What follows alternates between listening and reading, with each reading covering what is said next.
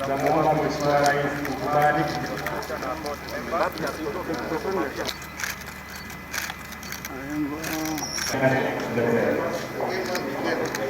wale wengine wote tunaomba kuingia ndani sasa ili tuweze kuketi. Tunaomba Mheshimiwa Rais nafasi ya kuelekezwa katika safari kuu. Karibu Mheshimiwa Rais.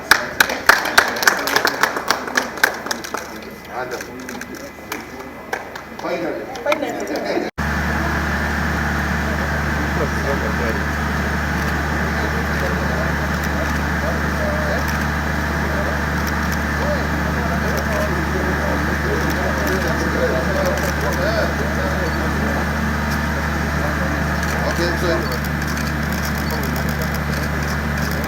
I will come back. Yeah? Hongera sana. Ukiangalia support hii watu basi.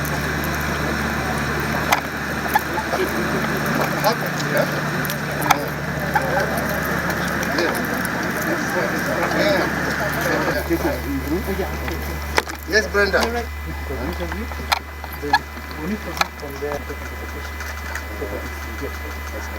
Right from there, it comes to the PET CT. This PET CT is the main equipment from very early detection. Apart from that, we also have the SPECT CT. This one uses the same technology but now it uses gamma rays. So from the gamma rays, you can see different types of tumors than that one. So it also uses molecular technology to be able to see that. So at that very early stages, you're also able to pick different cancers using this technology.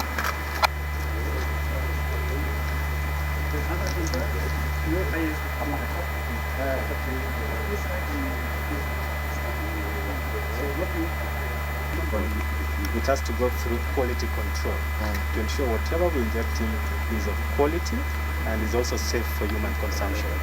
Then it goes into the processes, so it comes here. Sector, comprehensive cancer center in sub-Saharan Africa, which is big. And this is also in line with your vision. The fourth agenda, help us, and we will be able to explain. Wonderful. For everything. Thank you, sir. Thank you. I'm grateful.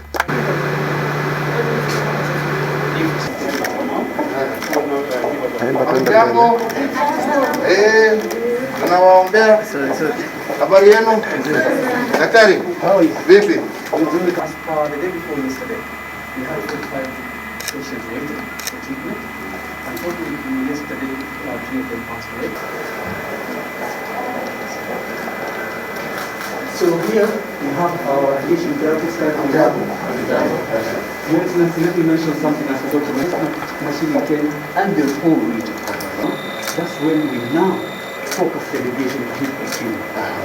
That is one unique thing about this machine. Because of the advanced machine we have, I felt that the right place for this guy, how this advanced machine was able to stand but with support. Yes.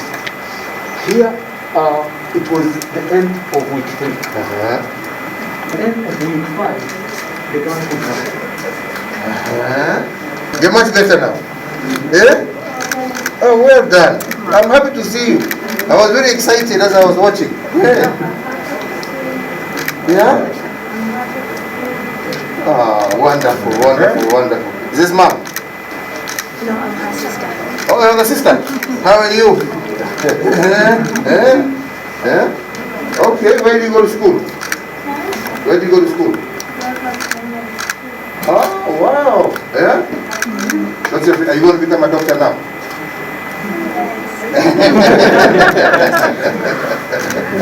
Oh, well done. Well done. Well done. Well done. We'll see you before we finish. Yeah? We'll have a chat.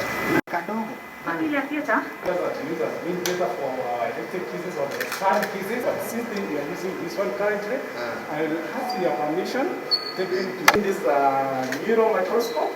This neuro microscope uses most Kenyatta. The small one.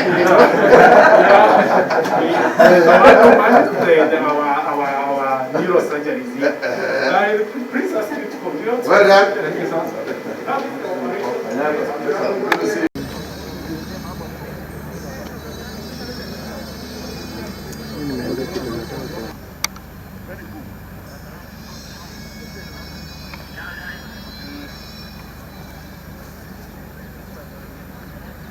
Sasa mliniambia nivae.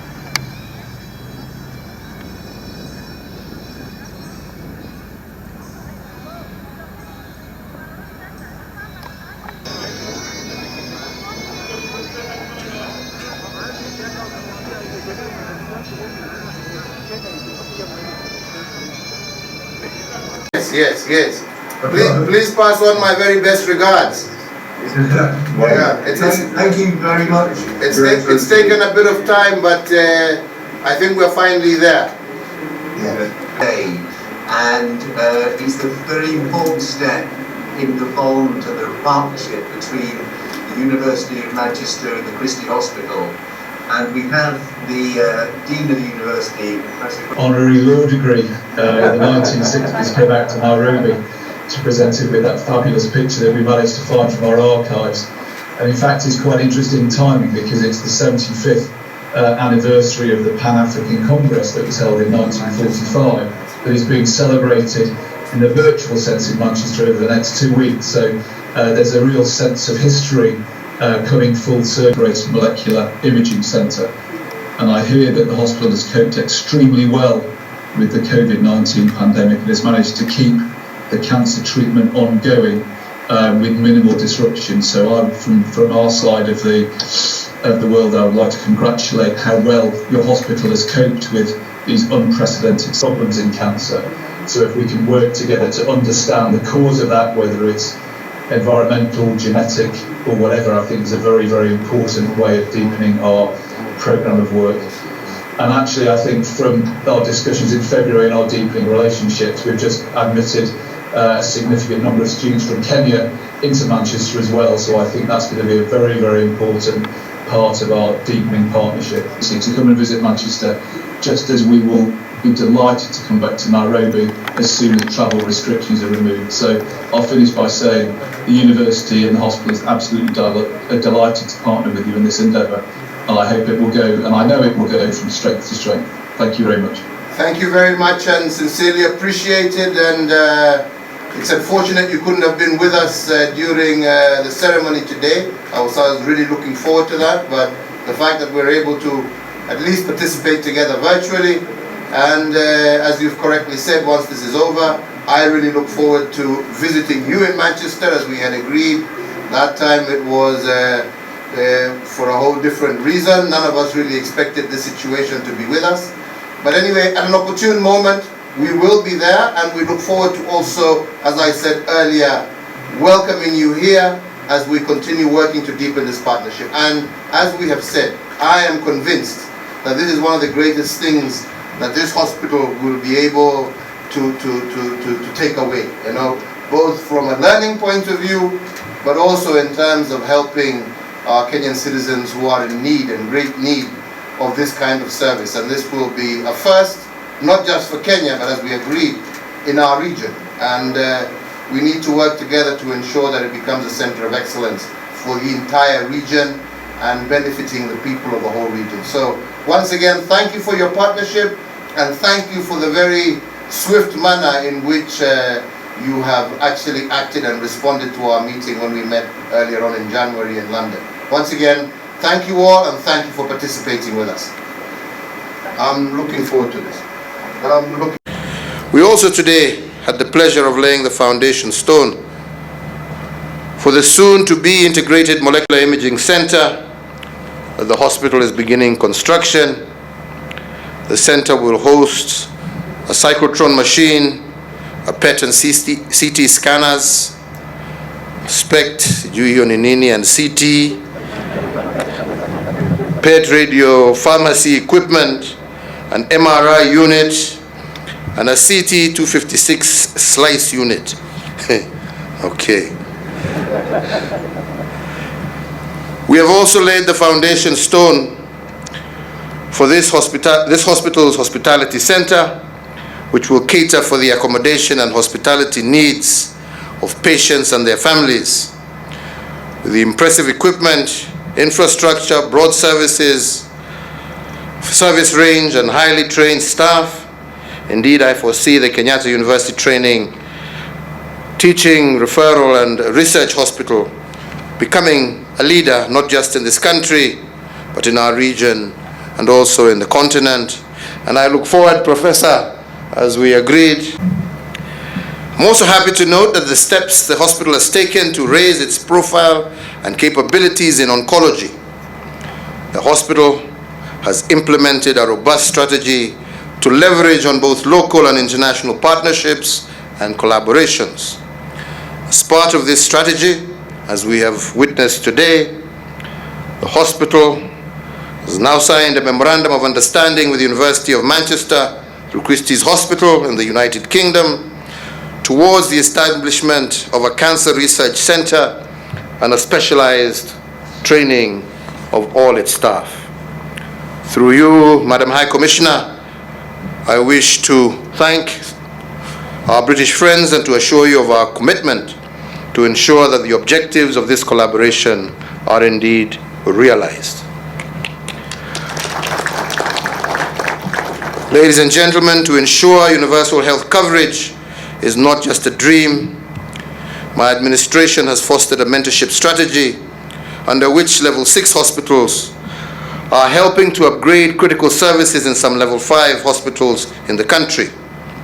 And this strategy has already seen Kenyatta National Hospital establish an annex at Othaya Hospital in Othaya Hospital in Nyeri, and I want to thank the Governor of Nyeri for seeing it fit to encourage this partnership. I also today wish to thank the Governor of Kiambu, who has also today signed a collaboration agreement between Gatondo Hospital and this university. I believe that this will lead to upgrading of referral and training services both at Gatondo, as well as facilitating the gradual upgrading of Gatondo Hospital in the future. Indeed, I want today, as we have been talking, to encourage other governors in other parts of the country to also consider partnering with level 6 hospitals. Indeed, as my administration continues the rollout of the universal health coverage as one of the pillars of the Big Four agenda, fundamental engagements like today will become more common, and our nation will no doubt see a marked improvement in the quality of healthcare infrastructure.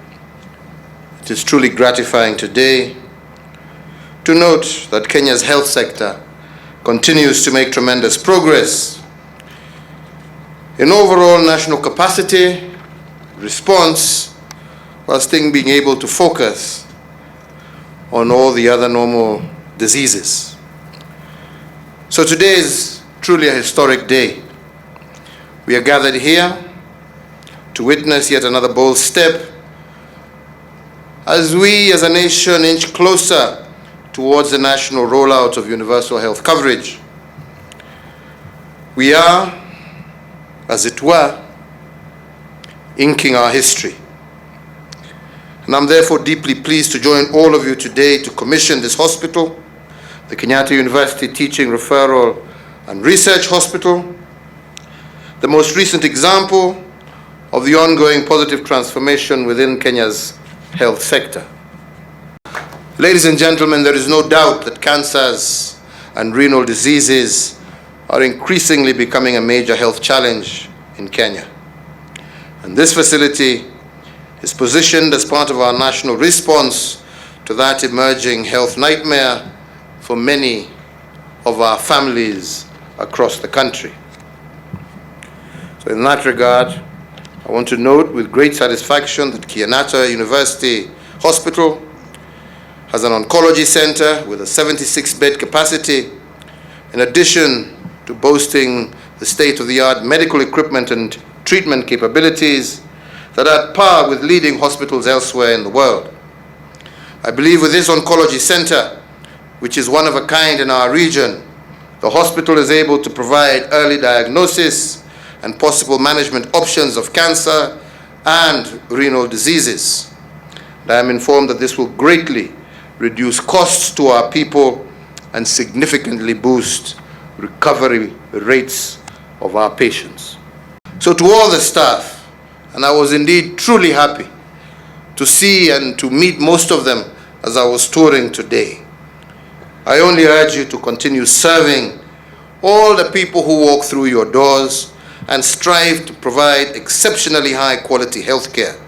And we urge you to be role models and the gold standard that all other Kenyans in Kenya and beyond shall seek to emulate. And I plead with you to serve with diligence, but most importantly, with compassion.